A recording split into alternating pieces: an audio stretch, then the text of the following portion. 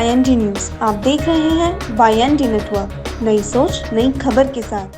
आपके घर से फेंके हुए सूखे कचरे से बनेगी जीवन में आवश्यक हेतु वस्तुएं। ये सुनकर कहीं न कहीं आपको आश्चर्य होगा और अचंभा भी कि क्या ये हो सकता है।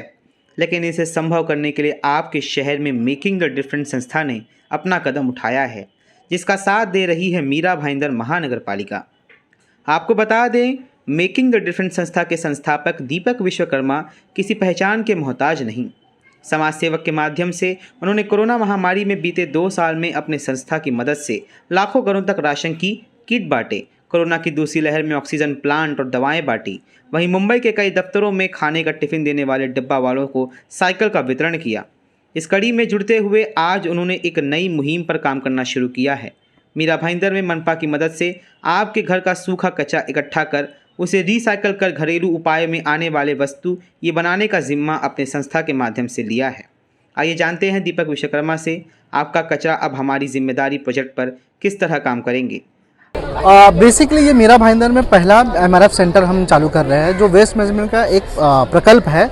MRF सेंटर, MRF का फुल फॉर्म होता है मटेरियल रिकवरी फैसिलिटीज़, जहाँ पे हम सूखे कचरे जो हम लोगों को अवेयर कर रहे हैं, उनसे जो सूखा कचरा जनरेट होगा उसको हम वहाँ जो हमारा सेंटर होगा वहाँ पे लेके जाएंगे। सेंटर पे सेग्रीगेट करके वो सारे कचरों को अलग अलग, क्योंकि सूखे कचरों में प्लास्टिक होती है, मेटल है, पेपर है, सारे अलग अलग वस्तुएं होती है, ये सारी चीज़ें रिसाइकल होती है। तो रिसाइकल करने के लिए इन सभी मटेरियल को अलग अलग सेग्रीगेट किया जाएगा। सेग्रीगेट करने के बाद बेल करके उसको जितने भी रिसाइकलर्स है, रिसाइकल सेंटर्स है, सबको भेज दिया जाएगा रिसाइकल करने के लिए। पहली चीज़, जो ये पूरा प्रकल्प एक वेस्ट मैनेजमेंट का हिस्सा है, इसका पहला ये सिर्फ चरण है जिसको मैं बोलता हूँ पायलट प्रोजेक्ट। जब हम सूखा इकट्ठा करते हैं, अलग करते हैं, जब लोगों को अपील करते हैं कि आप सूखा अलग करो, तो अपने आप ही गीला अलग हो जाता है और इससे हमारे MBMC को जो प्रॉब्लम हो रही थी गीला और सूखा कचरों का, वो सॉल्व होता है।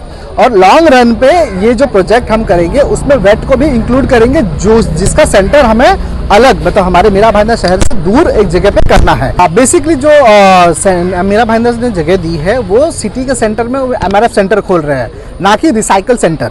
MRF सेंटर का मतलब है जहाँ पे सिर्फ सूखे कचरों को लाके सेग्रीगेट करना है, उससे कोई भी बदबू नहीं आती। हमारे घर में भी कचरा होता है, हम भी कचरा जब देते हैं तो सूखे कचरे से कोई प्लास्टिक है, पेपर से बदबू तो नहीं आने वाली है, तो बदबू नहीं आने आएगी। वो सारी जो कचरे हैं जो अलग अलग हम सेग्रीगेट करने के लिए सिर्फ वो फैसिलिटी यूज करेंगे। तो पूरे मीरा भाईंदर में हम करने वाले हैं। मीरा भाईंदर का ये बहुत ही छोटा प्रकल्प है, बहुत ही छोटा। हम एक 12 नंबर की वार्ड जो हमने पहले लिया है, उसका रीजन ये है कि हमें इस पे ट्रायल और एरर करना है कि कितना ये जो प्रोग्राम है कितना सक्सेसफुल है, कितना आगे जाएगा। उसी में हमें मदद करने के लिए मनपा ने जो जगह दी है उस पर हम MRF सेंटर खड़ा करेंगे। और सबसे मूल जो हमारा USP है, ये क्यों हम कर रहे हैं, हम बेसिकली लोगों को अवेयर कर रहे हैं सूखा और गीला कचरा कैसे क्यों अलग करना है।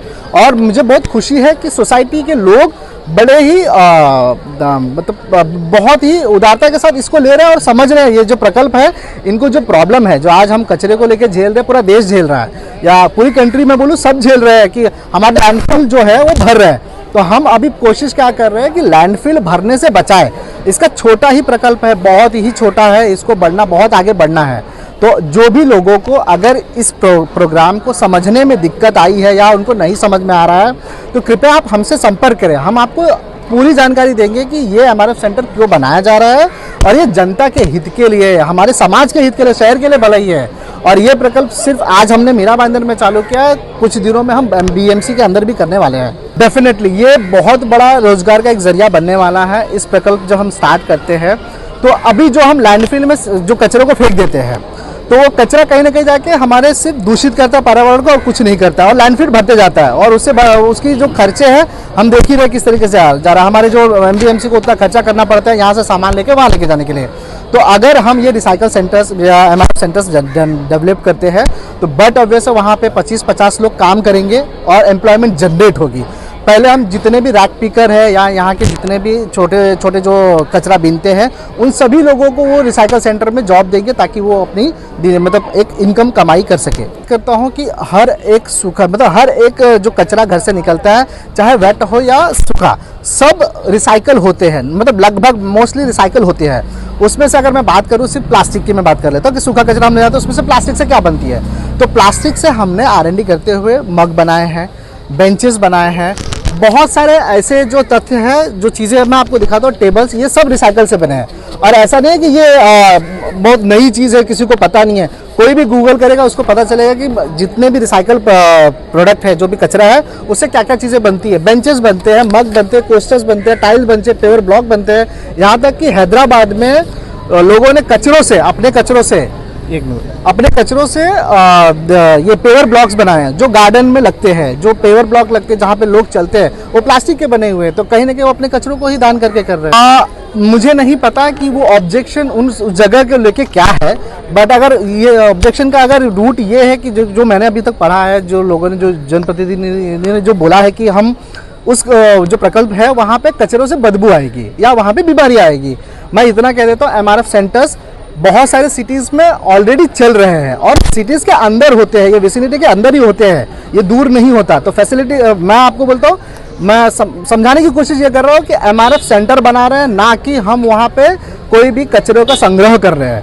तो MRF सेंटर को समझने की कोशिश करिए, वो मटेरियल रिकवरी फैसिलिटी है बस, और कुछ नहीं है। हमने शहर के नागरिकों से इस पर बात की, आइए देखते हैं क्या कहना है उनका।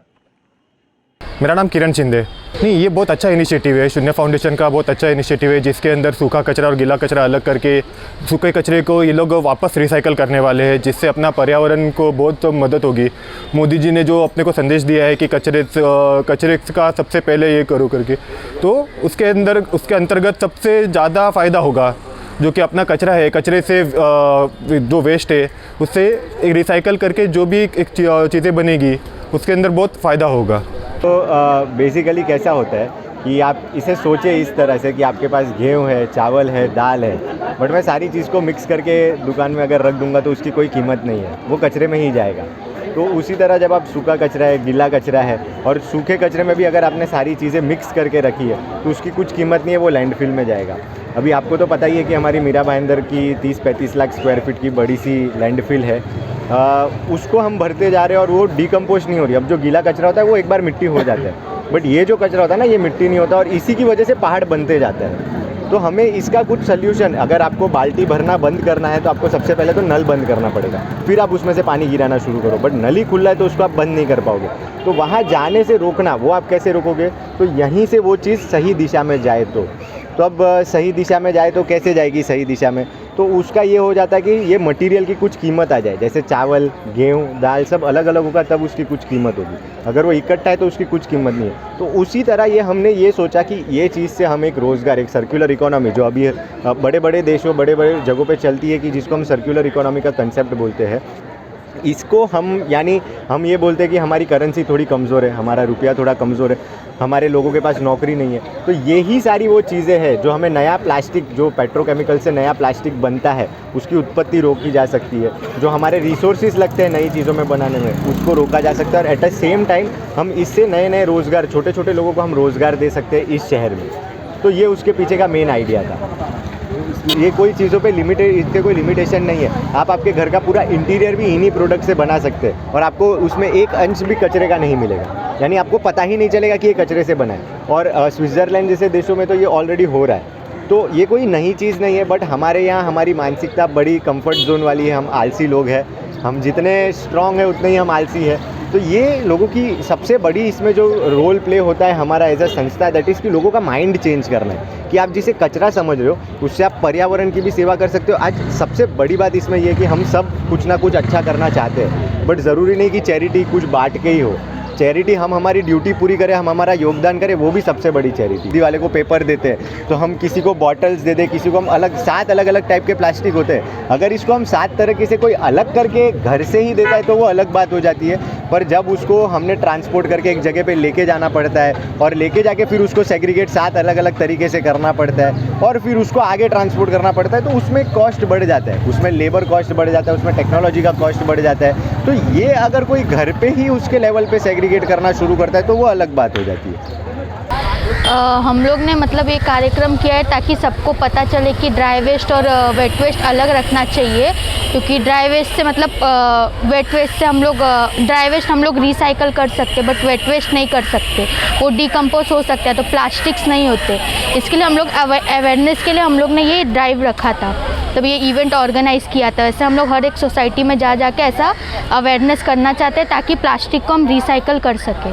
रिएक्शन होता है, मतलब हम बताते हैं उनको कि ड्राई वेस्ट आप अलग कीजिए, हमें दीजिए, हम उसे रिसाइकल करेंगे, तो एज़ पर वो उनका रिस्पांस आता है। मतलब कुछ सोसाइटीज़ का बहुत अच्छा रिस्पांस आता है, मतलब थोड़ा लेट आता है बट वो रिस्पांस देते हैं हमें।